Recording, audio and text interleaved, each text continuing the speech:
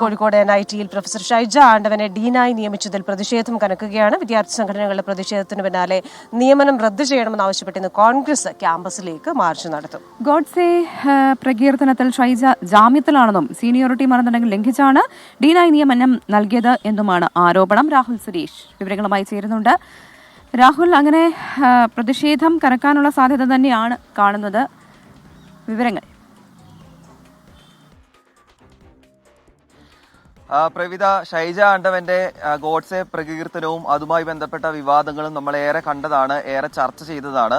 ആ വിവാദങ്ങളൊക്കെ ഒന്ന് കെട്ടടങ്ങി എന്ന് വിചാരിച്ച സമയത്താണ് ഇപ്പോൾ വീണ്ടും പ്രതിഷേധം കനക്കുന്നത്. അതിനുള്ള കാരണം ഷൈജ ആണ്ടവനെ കോളേജ് ഡീനായി നിയമിക്കാനുള്ള തീരുമാനം തന്നെയാണ്. അതായത് ഈ നിയമനം എന്ന് പറയുന്നത് മാനദണ്ഡം മറികടന്നുകൊണ്ടാണ് എന്നാണ് പ്രധാനപ്പെട്ട ആരോപണം. സീനിയോറിറ്റി ഷൈജ ആണ്ടവനേക്കാൾ കൂടുതൽ സീനിയോറിറ്റി ഉള്ള ആളെ ഡീനായി നിയമിക്കുന്നില്ല. അതുമാത്രമല്ല, ഗോഡ്സെ പ്രകീർത്തനവുമായി ബന്ധപ്പെട്ട കേസിൽ ഷൈജ ആണ്ടവൻ നിലവിൽ ജാമ്യത്തിലാണ്. ആ നടപടികൾ പുരോഗമിക്കുകയാണ്. അതുകൊണ്ട് ഈ നിയമനം റദ്ദാക്കണമെന്നാണ് ഏറ്റവും പ്രധാനപ്പെട്ട ആവശ്യം. ഇന്നലെ SFIയുടെയും KSUവിന്റെയും നേതൃത്വത്തിൽ കോളേജ് ക്യാമ്പസിലേക്ക് പ്രതിഷേധം നടന്നിരുന്നു. ഇന്നിപ്പോൾ കോൺഗ്രസിന്റെ പ്രതിഷേധം രാവിലെ 11 മണിയോടെ ഉണ്ടാകാൻ പോകുന്നു. അങ്ങനെ പ്രതിഷേധം ഒരു ഭാഗത്ത് വലിയ ശക്തിയായി പ്രാപിക്കുകയാണ്. അതേസമയം ഇന്ന് 12 മണിക്ക് NITയുടെ ഒരു വിശദീകരണവുമായുള്ള വാർത്താ സമ്മേളനവും നടക്കാൻ പോകുന്നുണ്ട്.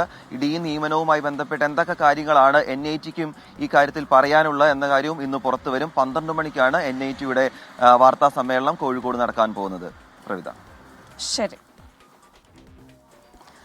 ശരി, കോഴിക്കോട് നിന്ന് രാഹുൽ സുരേഷാണ് വിശദാംശങ്ങളുമായി ചേർന്നത്.